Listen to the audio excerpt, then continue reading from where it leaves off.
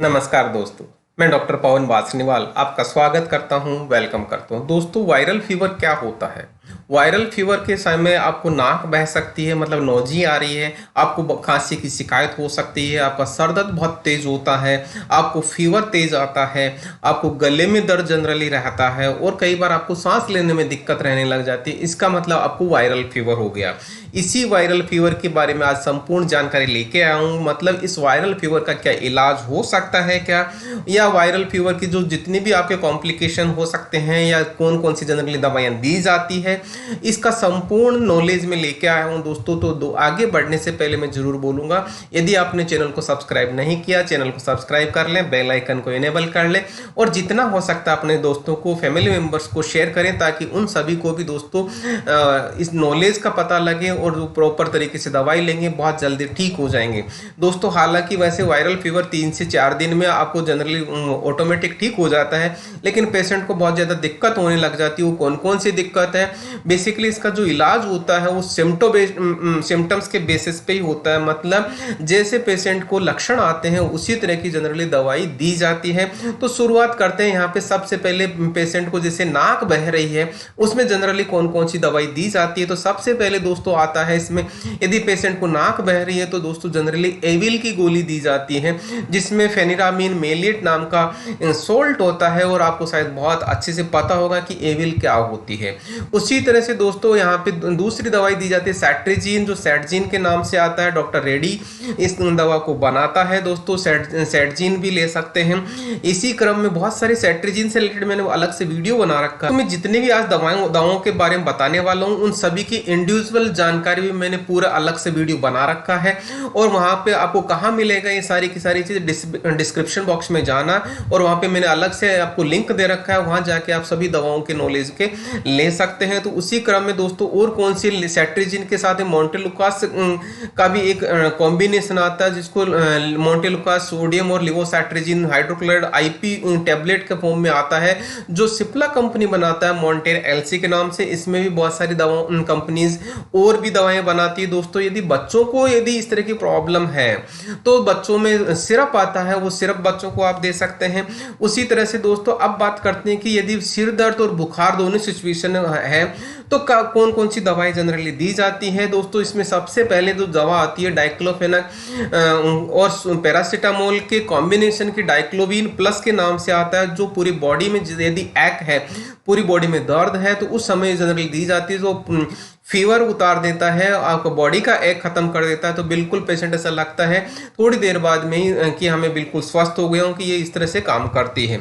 उसी क्रम में दोस्तों डाइक्लोफेनाक और पैरासीटामोल का वोवेरान नाम का ब्रांड भी आता है, जो नोवार्टिस कंपनी बनाता है। और इन दोनों के कॉम्बिनेशन के साथ अलावा और भी बहुत सारी ब्रांड्स आती है, वो कौन सी आती है वो डिस्क्रिप्शन बॉक्स में जाके देखें। इसी तरह से दोस्तों यदि आपको सिर्फ बुखार है तो बुखार वाली गोली ही आपको लेनी चाहिए। जनरली वो कौन सी होती है? क्रोसिन होता है 650, जिसमें सिंपल पैरासीटामोल होता है।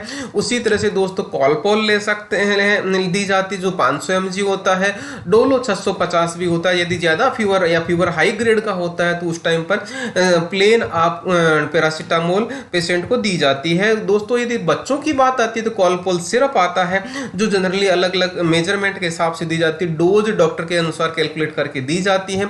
उसी तरह से क्रोसिन सिरप भी आती है। क्रोसिन सिरप में क्रोसिन डीएस भी आता है, तो वो ध्यान रहे कि कौन सा होता है। डीएस का मतलब होता है डबल स्ट्रेंथ।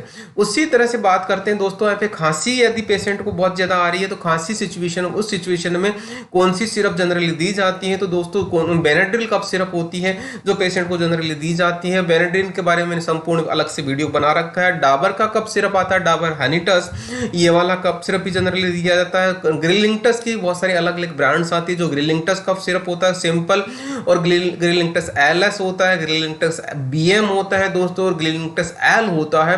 उसी तरह से कहने का मतलब इन सब का कंपैरिजन, कौन सी दवा कब दी जाती है, अलग से वीडियो बना रखा है।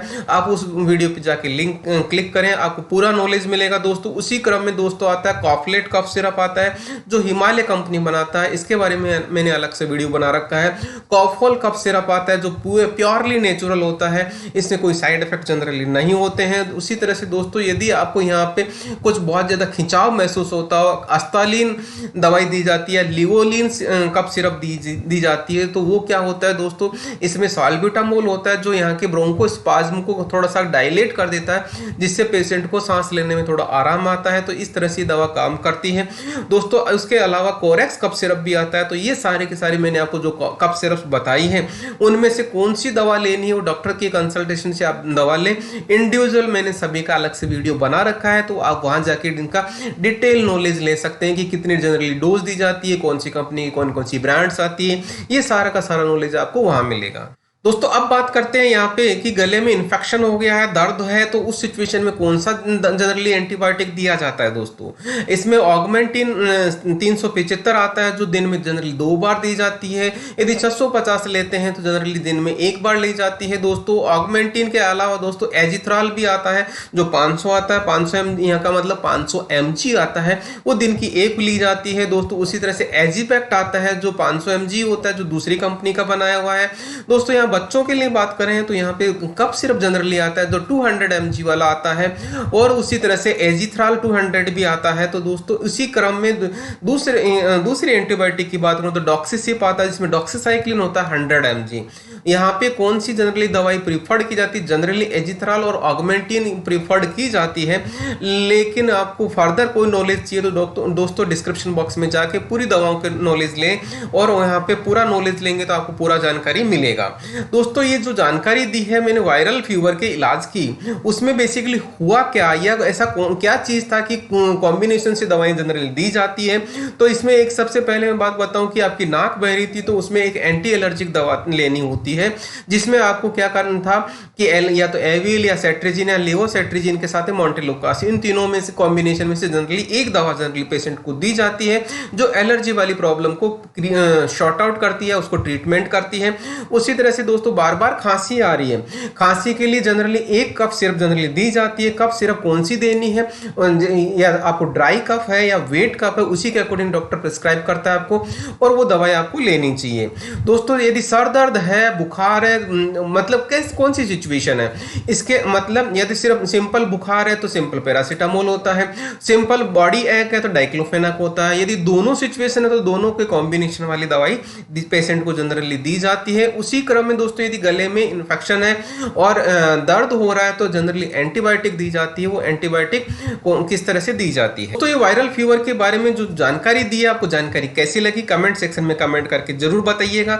और कोई जानकारी चाहिए तो आप मेरे को कमेंट सेक्शन में आप पूछ सकते हैं, मैं आपको उस जानकारी का देने का संपूर्ण प्रयास करूंगा। दोस्तों यहाँ पे मैं आपको एक चीज जरूर बता दूं, कोई भी दवा लेने से पहले डॉक्टर से सलाह जरूर कर ले, अपने फार्मासिस्ट से पूरी जानकारी लें और उसी मेडिकल स्टोर से दवा खरीदे जहां पे प्रॉपर फार्मासिस्ट अवेलेबल हो, जिससे आपको पूरी जानकारी मिलेगी। दोस्तों यदि अभी भी चैनल को सब्सक्राइब नहीं किया, चैनल को सब्सक्राइब कर लें, बेल आइकन को इनेबल कर लें, अपने दोस्तों को, फ्रेंड सर्कल को जितना हो सकता है शेयर करें। और इसी के साथ मैं आपको बहुत बहुत धन्यवाद देता हूं। Thank you.